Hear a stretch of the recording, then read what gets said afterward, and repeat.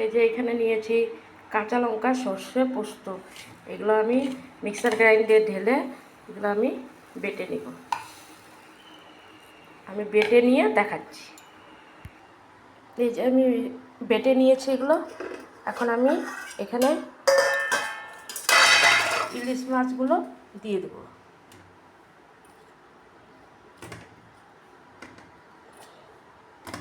ইলিশ মাছগুলো দিয়ে দেবো, দিয়ে এগুলো মেখে নেব।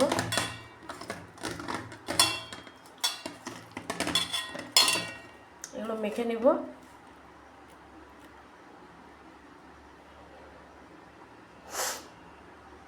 মেখে নিয়ে আমি দেখাচ্ছি। এই যে এখন আমি নারকেল নিয়ে নিব। এই নারকেলের গুঁড়োগুলো আমি মিক্সার গ্রাইন্ডে বেটে নেব।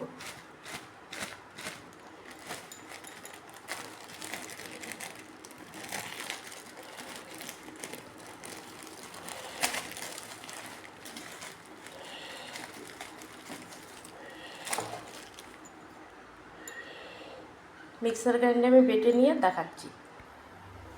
এই যে এখানে আমি নারকেলটা বেটে নিয়েছি। এখন আমি এর মধ্যে দিয়ে দেব।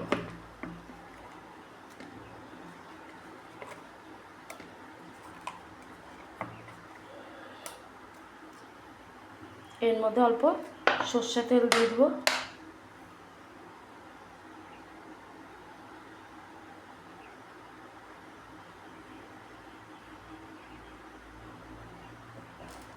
এগুলো আমি এইভাবে মেখে নেব।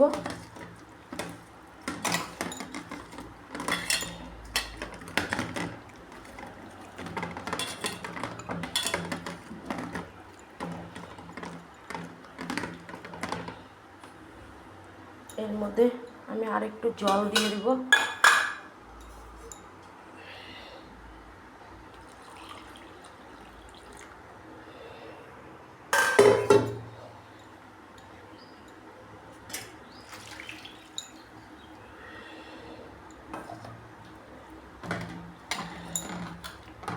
জল দিয়ে আমি ঢেকে নিব।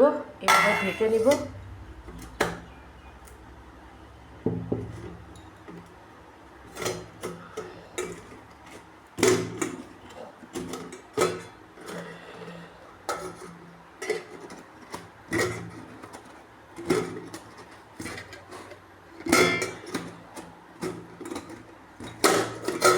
আমি ঢেকে নিয়ে দেখাচ্ছি।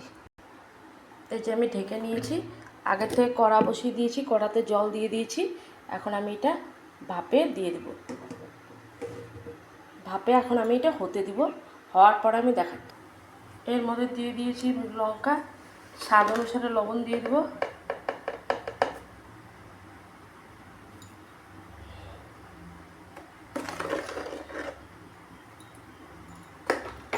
আর দিয়ে দেব হলুদ।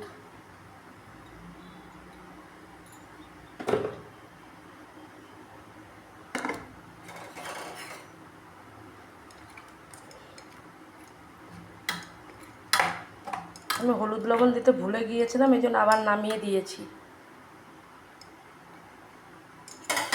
এখন আমি এটা ঢেকে বসিয়ে দেব।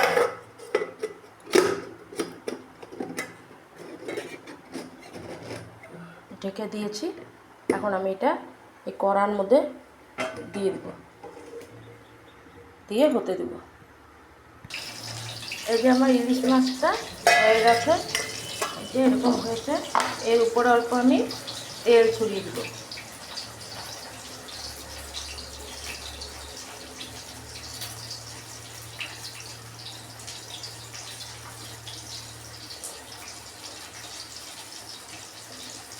এই যে আমার ইলিশ মাছ ভাপাটা হয়ে গেছে।